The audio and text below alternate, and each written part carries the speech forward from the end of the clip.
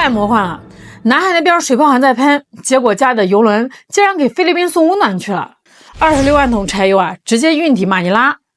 网上已经吵翻天了，到底是资敌还是大国格局呢？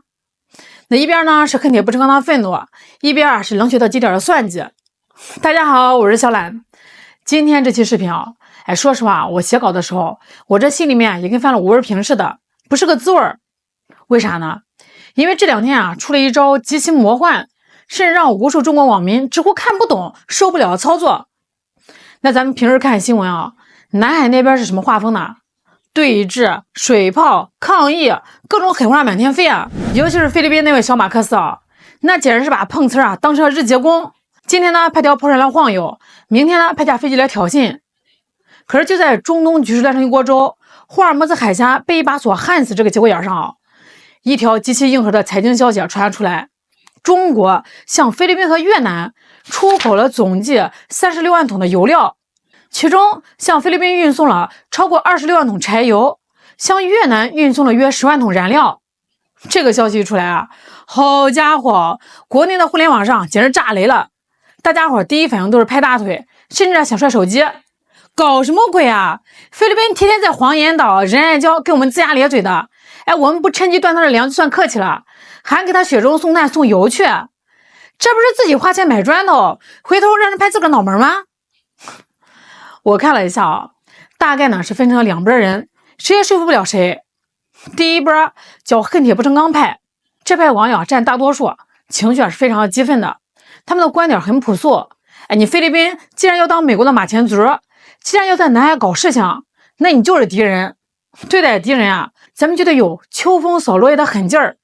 这帮网友说的特别扎心，你给他油他加进海警船里，转头就来撞咱们的船，这不是养虎为患吗？咱们自个儿还收紧出口配额呢，凭什么要把自己家的好东西硬挤出来给这些白眼狼呢？说实话这话听着吧，谁听了心不堵得慌这就是咱们老百姓最真实的民族感情。还有这第二派叫冷血博弈派，这帮人呢可能是研究国际关系的，或者是做小生意的，他们觉得国际政治不是小孩子闹脾气，不能光凭着一股子气，他们觉得这是在用商业手段对东南亚进行软控制，是最高级别的阳谋。这两派人现在网上是互不相让。那今天呢我就把两边的逻辑都给聊一下，看这36万桶油背后到底藏着多深的水。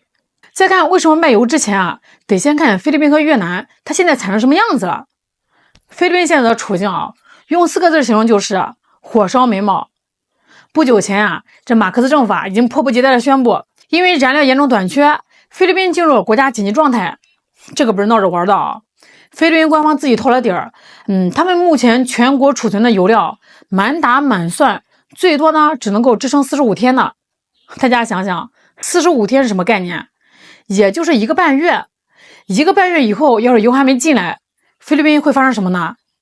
街上的汽车趴窝，公交系统瘫痪，物流卡着停运。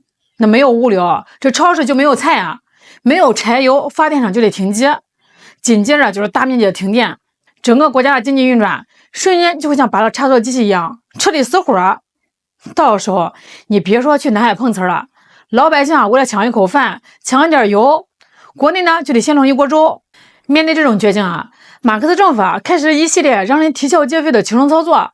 一边呢小马克思公开向中国喊话，厚着脸皮说，那个南海的油气开发合作咱们是不是可以重启一下呀？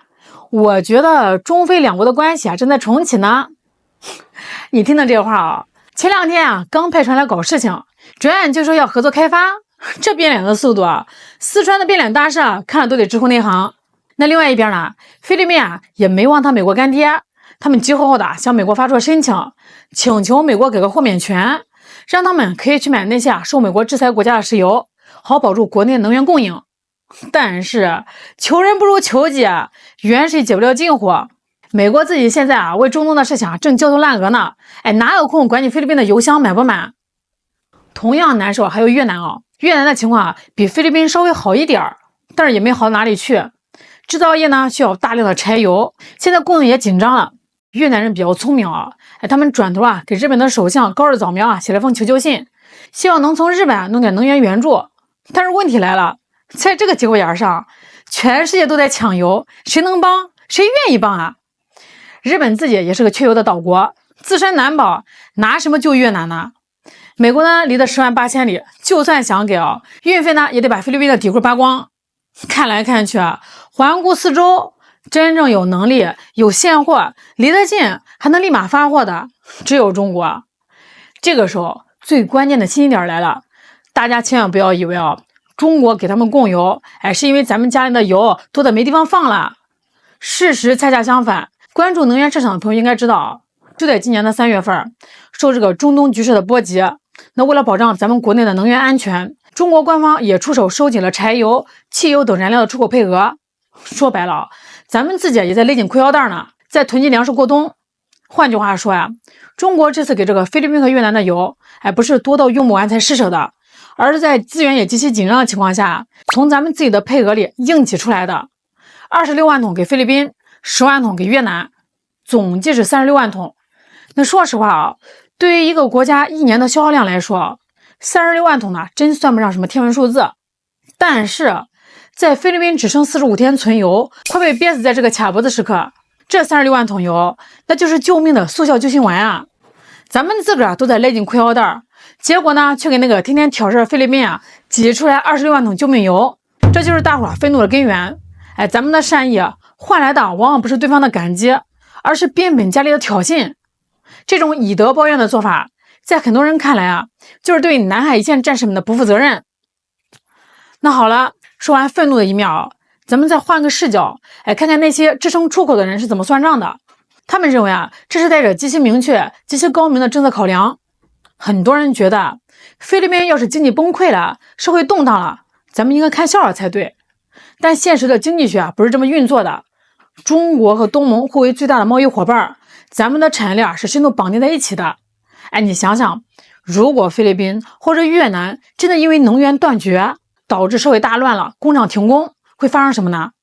第一，咱们的企业在那边的投资会打水漂；第二，咱们需要的很多中间零部件会断供，影响咱们自己的出口；还是第三如果乱到一定程度，出现难民潮或者区域性的安全危机，首当其冲受影响的就是离他们最近的中国。所以呢，中国这一步棋本质上是在稳盘子。咱不是在单纯的帮菲律宾这个国家，更不是在帮小马克思，咱们是在帮那些需要吃饭的普通民众，同时呢，也是在稳定中国周边的整个地缘环境。大国之畔不容生变那把周边的局势稳住对中国自身的经济发展才是最有利的。另外他们认为能源出口它在本质上还是一门生意。在现在这种全球供应极其紧张、油价高企的时候，你菲律宾和越南急着要现货，这个价格能便宜得了吗？这可是妥妥的卖方市场中国拥有世界上极其强大的炼化能力，我们把这个原油买回来，炼化成柴油、汽油，在这个时候卖给东南亚，那本身的利润是非常可观的呀。这不仅让咱们的企业是赚到了真金白银，那更是在这种危急时刻迅速抢占了东南亚的能源市场份额。当全球供应链都在断裂的时候，中国能够提供极其稳定的供给，这本身就是中国制造、中国供应链最大的竞争优势说白了既稳住了周边的局势，又赚到了实打实的票子，这买卖亏吗？绝对不亏。最后，他们认为这36万桶油里藏得最深也最狠的一招是影响力。你要扩大自己的影响力，靠什么呢？靠天天在这电视上喊口号吗？靠派几艘军舰去别人家门口转悠吗？那都是低级的手段真正的顶级大国是在关键时刻能够提供别人无法拒绝的公共产品。一个国家如果能在你快饿死、快冻死的时候给你兜底，这比几百次的外交抗议、几千篇的谴责声明都要有说服力10000倍。菲律宾天天拉着美国在南海搞军演，美国人带来了什么？带来了导弹，带来了废旧的巡逻舰，带来了把菲律宾当炮灰的承诺。可是这军舰能当饭吃吗？导弹能当柴油烧吗？当菲律宾的发电厂快要熄火了，老百姓的摩托车加不上油的时候，美国人在哪里呢？中国用实际行动告诉东南亚所有国家，你们跟美国搞点军事演习，那叫玩闹。但你们国家的经济命脉、能源底座是捏在中国手里的。中国呢，不给你搞一刀切，我们分得清什么是政治分歧，什么是正常贸易。只要你们不过底线，生意照做，有我照给。这种气度，这种实力，会在无形中对这些国家的决策层产生巨大的心理压力和约束力，让他们在下一次想要在关键问题上挑衅中国时候，心里面得掂量掂量，真把中国惹毛了，下个月的油谁来给呢？中国这次操作展现了一种极其清晰的大国逻辑，分歧我们可以慢慢谈，对抗对大家都不划算，只有合作才有活路。我们不会因为你在这黄岩岛搞点小动作，就立刻像小孩子一样切断所有的民生贸易，那显得我们太没有城府了。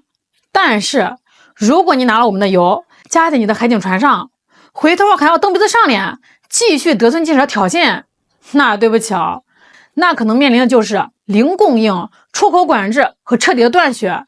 到那个时候，你就抱着你那只剩几天的油罐子去求你的美国干爹吧，看看美国的航母能不能变出柴油来救你的命。那对于这36万桶油料的出口，你又是怎么看的呢？评论区聊聊。我是香兰，咱们下台见。